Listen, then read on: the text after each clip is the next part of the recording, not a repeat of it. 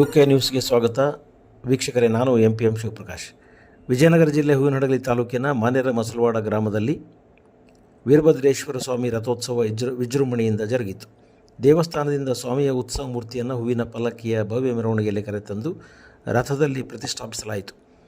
ಸರ್ವಾಲಂಕೃತ ರಥಕ್ಕೆ ಪೂಜೆ ಸಲ್ಲಿಸಿ ಮಹಾಮಂಗಳಾರತಿ ನೆರವೇರಿಸುತ್ತಿದ್ದಂತೆ ವೀರಭದ್ರೇಶ್ವರ ಸ್ವಾಮಿಯರ ಜಯಘೋಷ, ಹರ್ಷೋದ್ಗಾರ ನಡುವೆ ವೀರಣ್ಣ ದೊರೆಯ ನಿನಗಾರು ಸರಿಯ ಸರಿಯಂದವರ ಹಲ್ಲು ಮುರಿಯ ಬಹುಪರಾಕ್ ಎನ್ನುವ ಜಯಘೋಷದ ಮಧ್ಯೆ ರಥೋತ್ಸವ ಪ್ರಾರಂಭವಾಯಿತು.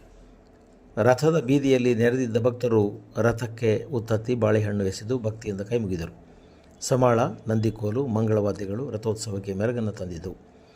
ಮಾನಿಹಳ್ಳಿಯ ಮಳಿಯೋಗೀಶ್ವರ ಸ್ವಾಮೀಜಿ, ಹಂಪಸಾಗರದ ಶಿವಲಿಂಗ ರುದ್ರಮುನಿ ಸ್ವಾಮೀಜಿ, ಹರಪನಹಳ್ಳಿಯ ತೆಗ್ಗಿನಮಠದ ವರ ಸದ್ಯೋಜಾತ ಸ್ವಾಮೀಜಿ ರಥೋತ್ಸವದ ಸಾನ್ನಿಧ್ಯವನ್ನು ವಹಿಸಿದ್ದರು. ವೀರಭದ್ರೇಶ್ವರ ದೇವಸ್ಥಾನದ ಸಮಿತಿಯ ಪದಾಧಿಕಾರಿಗಳು, ದೈವಸ್ಥರು, ಸಾರ್ವಜನಿಕರು, ಹಳ್ಳಿಗಳಿಂದ ಆಗಮಿಸಿದ್ದಂತೆ ಎಲ್ಲ ಭಕ್ತರು ನೆರೆದಿದ್ದರು. ಜಾತ್ರೆಯ ಪ್ರಯುಕ್ತ ವೀರಭದ್ರೇಶ್ವರ ದೇವಸ್ಥಾನದಲ್ಲಿ ಇಡೀ ದಿನ ವಿಶೇಷ ಪೂಜೆ, ಧಾರ್ಮಿಕ ಕಾರ್ಯಕ್ರಮಗಳು ಜರುಗಿದವು. ಬೆಳಗ್ಗೆಯಿಂದಲೇ ಭಕ್ತರು ದೇವಸ್ಥಾನಕ್ಕೆ ತೆರಳಿ ಹಣ್ಣು ಕಾಯಿ ಅರ್ಪಿಸಿ ಸ್ವಾಮಿ ದರ್ಶನವನ್ನು ಪಡೆದರು. ಹರಪನಹಳ್ಳಿಯ ಭಕ್ತರಾದ ಶ್ರೀ ಗುರುಶಾಂತಪ್ಪನವರು ಈ ವರ್ಷದ ಶ್ರೀ ವೀರಭದ್ರೇಶ್ವರ ಸ್ವಾಮಿಯ ಪಟಾಕ್ಷಿಯನ್ನು 2,80,101 ರೂಗಳಿಗೆ ಹರಾಜಿನಲ್ಲಿ ಪಡೆದುಕೊಂಡು ಭಕ್ತಿ ಸಮರ್ಪಣೆಯನ್ನು ಮಾಡಿದರು.